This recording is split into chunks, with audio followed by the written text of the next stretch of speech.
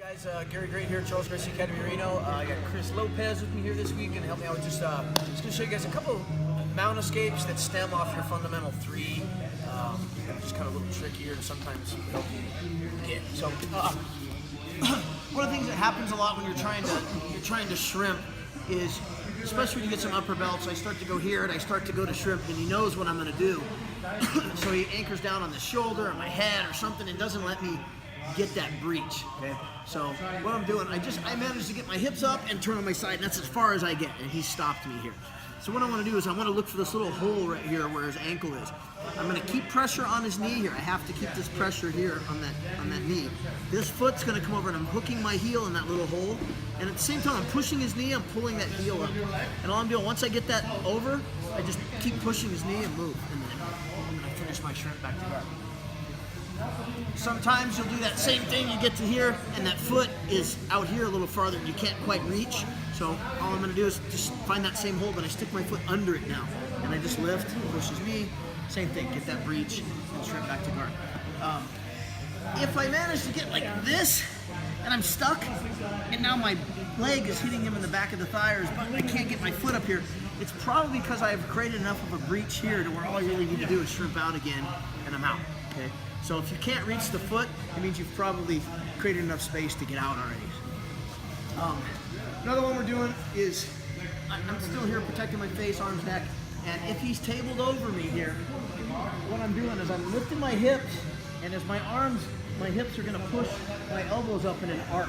I'm catching him by the armpits. I wanna get him extended way out.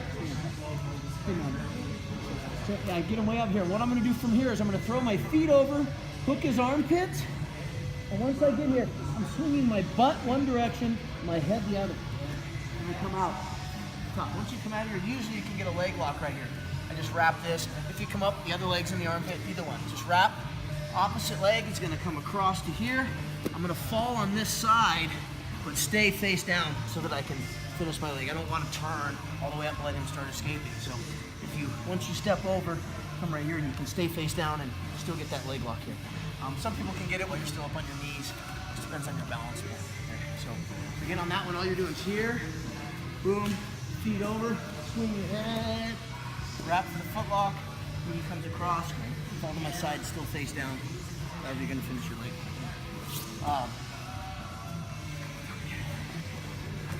Another one I do sometimes is, you see a lot of people try to do this out the back door escape by reaching underneath here. They'll bob, whatever, to make space, get their hands, and they're trying to pull themselves out that back door and throw this guy off. And if you're gonna do this right, what you need to do is get this arm under here. This arm, I'm trapping this knee in the front and the side. I don't want him to pull his leg. I don't care if it goes backwards, I don't want it coming out. If I do this, he can still step up. I don't want that to happen, okay? So block.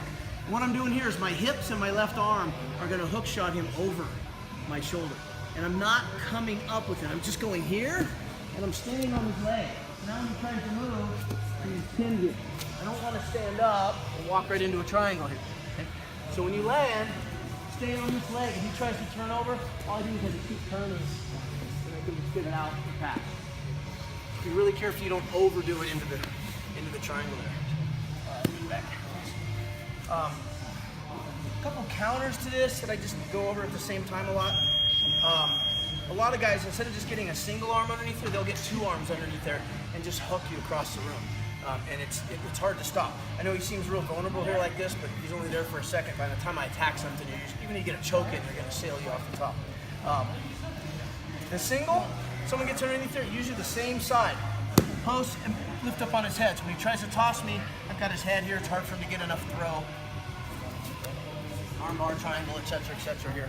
Okay. If he gets a double under there, what I want to do is I want to grab not his throat or neck, but his chin, his jaw, and I'm holding the back of his head to the ground, and I'm still posting it. So when he tries to throw me off now, it's pretty easy to hold, and I can stay here, come off, or wait till he decides to pull an arm back out. Okay. Also, for either one of those two, the single or the double, my go-to on this, when he gets underneath there, when he throws me, it takes my whole body off. If I relax just this leg and I use my upper body to stay where I'm at, when he throws that leg, I just come right here. And usually you'll come across trapping this arm, because momentum will carry this here. You land here in this howdy-doody choke, whatever. You can choke from here, but it works. Even with the double, he gets both legs under there, and you don't stop it in time, and he goes, just go. You just land right here. I'm staying, touching him. As I bicycle around, my hips land, so I'm still right here touching his hips. Hopefully I can trap an arm. You don't have to, but you land right here, hip to hip, and cross-side. So you end up 10 feet away underneath. That was kind of all we did this week. Just hitting some mount escapes for if you get stuck in spots, but kind of going from there. So, BJJReno.com. Thanks a lot. Thanks, Chris. Go Trump.